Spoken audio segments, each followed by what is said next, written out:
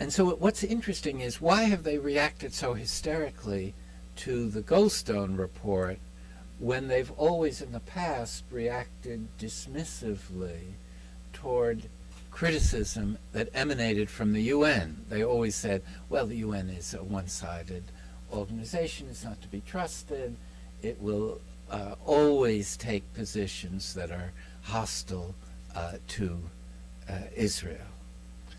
And sure enough, though, here they somehow something in this Goldstone report touched a raw Israeli nerve. And one has to ask, what is it, to understand the complex diplomacy that is emanated from it. And just as an aside, it may turn out that the most significant impact of the Goldstone report is to delegitimize the Palestinian Authority because of its willingness to play along with the U.S.-Israeli effort to have it sidetracked from any serious implementation. But let me return to this question. Why the hysterical response? Netanyahu devoted a significant portion of his General Assembly's speech to attacking the Goldstone report. The Minister of Defense, Barak, said that this was a great gift to terrorists, and by imposing legal restrictions on the use of force against terrorists, it was making it impossible for democratic states to defend themselves. And the president of Israel, Shimon Peres, called the report a mockery of history. Now, you can search, I think, for any comparable set of reactions to an international criticism. Now, part of the explanation, I think, is that the normal tactic of shooting the messenger in order to avoid the message is really hard to pull off, given the protective armor that Richard Goldstone possesses. He is, after all, a lifelong Zionist, person with deep personal connections with Israel. He fought to have the mandate from the Human Rights Council include the inquiry into the crimes of Hamas. The report itself is as susceptible or more susceptible to criticism from a Palestinian side because it endorses the false Israeli narrative that the use of force against Gaza was essentially defensive.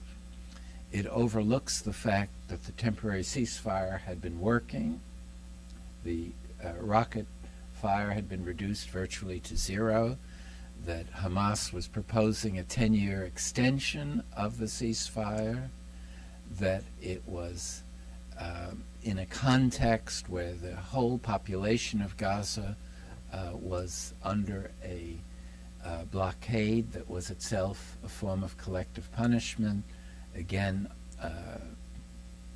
clearly prohibited by Article 33 of the Fourth Geneva Convention.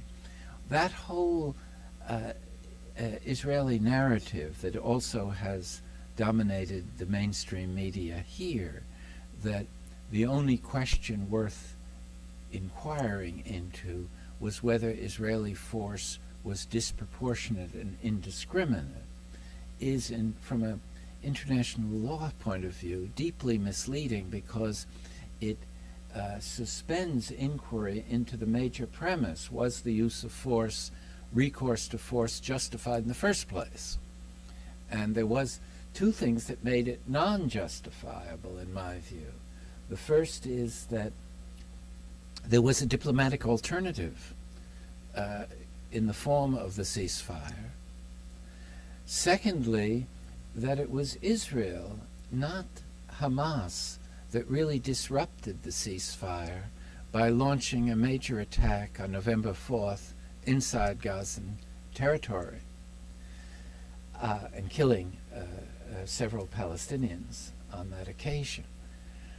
See, and what is disturbingly relevant here, beyond the Goldstone report itself, although it's illustrative, is the degree to which this false narrative continues to dominate the debate in all venues, even in the UN, and certainly in the mainstream newspapers and CNN and so on. And so a democracy can't function if it doesn't have access to the realities that underlie the formation of policy.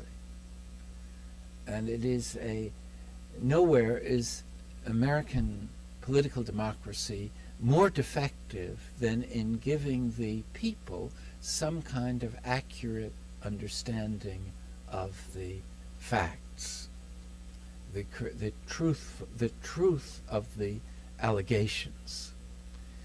Now, this question of why was Israel so upset by the Goldstone report has to do, I think, mainly with the degree to which, for the first time, there is a serious proposal that Israeli military and political leaders should be held accountable for the criminality of the occupation policies and their use of force.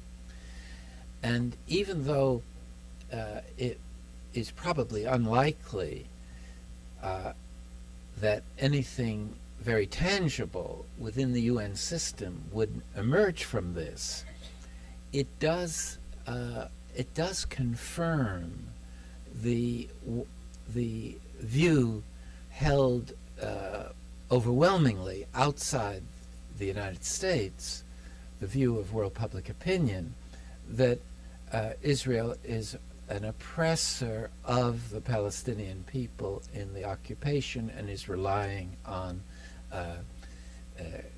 crimes against humanity and war crimes in order to maintain control. And that message, that even if it's a symbolic message, is very hard to refute given the facts of the Gaza attack of last winter, and given the understanding, first, that the Goldstone mission was an extremely professional look at the allegations, and it really repeats conclusions reached by several other respected groups: Amnesty International, Human Rights Watch, a Dugard group. John Dugard was chairing a group that worked under the auspices of the Arab League. All of these reports are more or less identical in their confirmation that Israel used phosphorus against civilian targets, that indiscriminate